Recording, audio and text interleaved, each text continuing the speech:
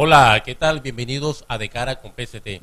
Por estos días, unos funcionarios de la Superintendencia Nacional de la Salud vienen adelantando una jornada de conciliación con el fin de que las IPS, EPS u hospitales lleguen a un acuerdo a esas deudas que se tienen entre sí.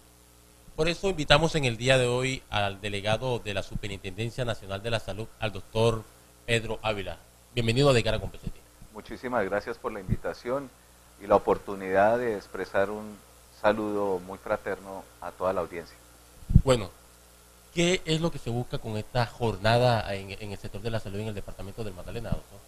Sí, como usted lo ha dicho, pues la Superintendencia Nacional de Salud no solamente es inspectora, vigilante y controladora del sector salud, sino que también ejerce la función legal de conciliación. Nosotros somos unos conciliadores en derecho y por eso nos hemos desplazado con un equipo de abogados conciliadores para atender más de 200 solicitudes de conciliación que significan el mismo número de audiencias de conciliación. Allí lo que buscamos es que las clínicas, los hospitales, las EPS, secretarías de salud, municipios, que tengan algunas controversias con sus carteras, puedan utilizar este mecanismo alternativo de solución de conflictos y logren acuerdos conciliatorios que son mucho más rápidos, mucho más económicos que acudir a una instancia judicial. Ustedes vinieron la semana anterior y desarrollaron unos trabajos previos, pero ¿qué han logrado observar durante este proceso, durante esta jornada, doctor?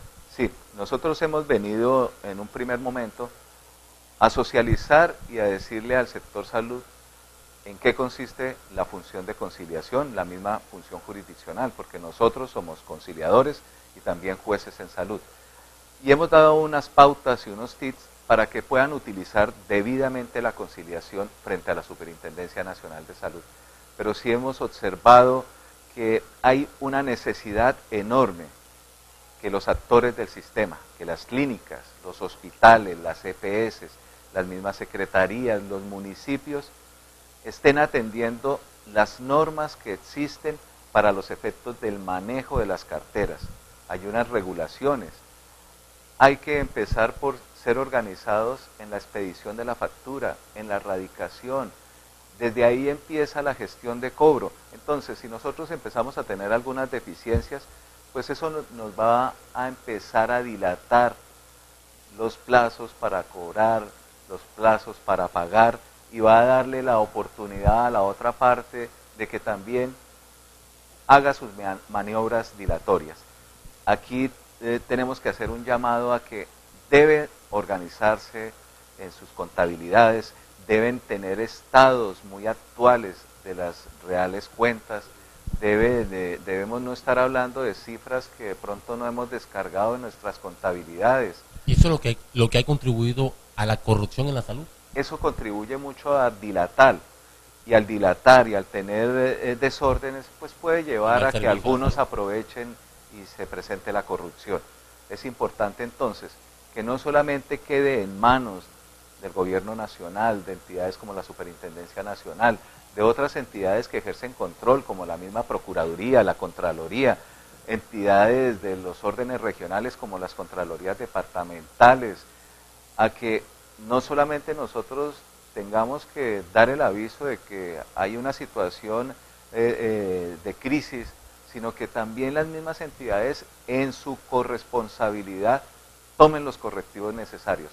Tenemos que empezar a erradicar las malas prácticas que están agobiando al sector salud. Es que hay que llevarlas al desuso.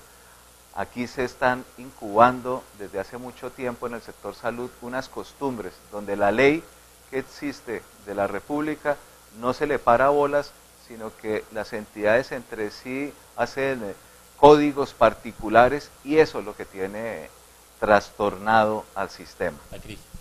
Bueno, doctor Pedro Ávila, durante largos años he observado a través de las administraciones departamentales y distritales la gran deuda que tienen con el hospital de Fernando Troconis, con otras IPS. Incluso la crisis en el departamento de Magdalena supera los 45.000 millones.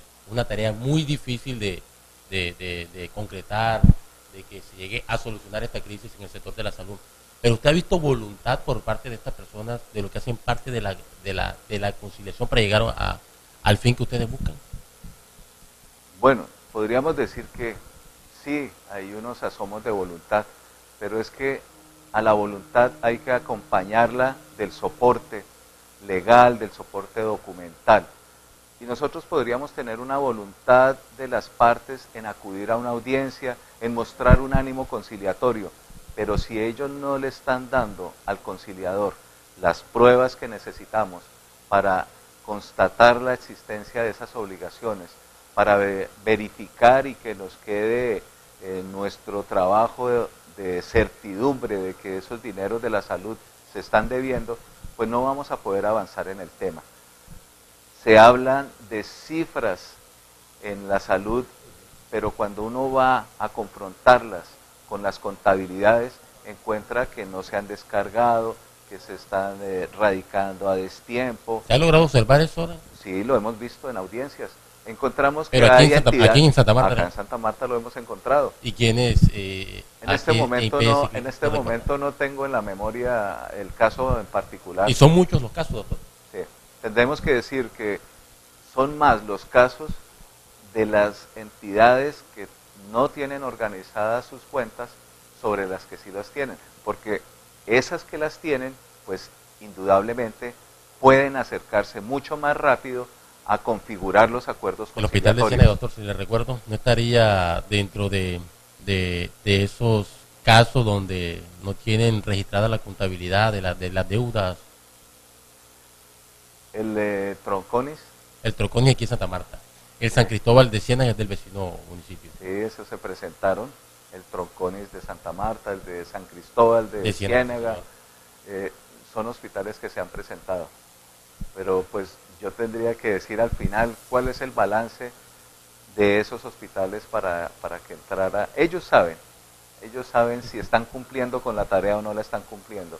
Y al final van a ver los frutos. Aquí lo importante es precisamente eso, que tomen conciencia los responsables de sus contabilidades, porque es que la superintendencia no le puede hacer la contabilidad. Es la misma entidad la que tiene que tener organizada su contabilidad, tiene que haber radicado sus facturas. Así le están restando posibilidades de maniobra al acreedor para que le dilate todavía más el pago de una obligación. Doctor, si ustedes en este proceso, en esta jornada de conciliación, llegan a observar alguna anomalía, ¿ustedes pueden emitir alguna sanción contra estas IPS, EPS? Bueno, aquí hay que hacer claridad que el espacio de la conciliación es un espacio eminentemente voluntario y es un espacio que ha dado la ley para que se pueda llegar a solucionar problemas buscando la descongestión de los despachos judiciales, de tal suerte que los conciliadores tenemos algo que es el principio de la confidencialidad. Nosotros tenemos que ser respetuosos de la información que tenemos en las audiencias de conciliación, en el transcurso de ellas, y en cierta medida no debemos ejercer inspección, vigilancia y control, los conciliadores. Pero lo que sí es cierto es que podemos informar y podemos dar reportes a quienes los estén solicitando. Y hay una superintendencia delegada dentro de la Superintendencia Nacional de Salud, que es la superintendencia delegada para la generación de recursos, que es la encargada de investigar y sancionar cuando hay un ataque a el normal flujo de los recursos de la salud, cuando hay conductas que estén atentando contra el sistema. Entonces, nosotros estamos reportándole para que ellos lo tengan como una fuente de información dentro de las investigaciones que están adelantando. Y no solamente ellos, recordemos que la Contraloría General de la República, que la misma Procuraduría frente a los alcaldes y frente a los gerentes de las CS, que las mismas Contralorías departamentales, nosotros nos podemos constituir en una fuente de información, pero directamente por nuestra condición de conciliador no podemos imponer sanción alguna. Eso sí, hacemos las advertencias, hacemos las observaciones y ayudamos a orientar a las entidades para que recobren el camino que debe ser ajusten sus procedimientos, observen las normas y empezar a erradicar las malas prácticas que son las que están definitivamente trastornando. Por último, doctor, el Departamento del Magdalena, en el contexto nacional, estos casos de la deuda entre la IPS y EPS, ¿aquí es mayor la deuda que en otras ciudades, en otros departamentos de Colombia? No, el tema... ¿O estos casos irregulares que usted ha logrado observar? No, el tema de las malas prácticas, ese tema de las costumbres que existen entre los prestadores y los aseguradores, están en todo el panorama nacional. Lo importante es que uno empiece a encontrar que aquellos que están desordenados, que están desorganizados, pues son los que más en crisis están, mientras que aquellas entidades que con seriedad están cumpliendo con las normas, que están organizados, pues son los que ven fluir más sus recursos. Bueno, señor Pedro Ávila, delegado de la Superintendencia Nacional de la Salud, muchas gracias por haber compartido con nosotros. Muchísimas gracias a usted. Bueno, ojalá que esta jornada de conciliación que viene adelantando la Superintendencia Nacional de la Salud en el departamento del Magdalena sirva para mitigar la crisis que afronta este sector y que viene afectando a las personas de escasos recursos de esta región. Desafortunadamente se nos agotó el tiempo. Nuestra invitación es para otra oportunidad aquí en De Cara con PST. Todos que pasen un feliz resto de día.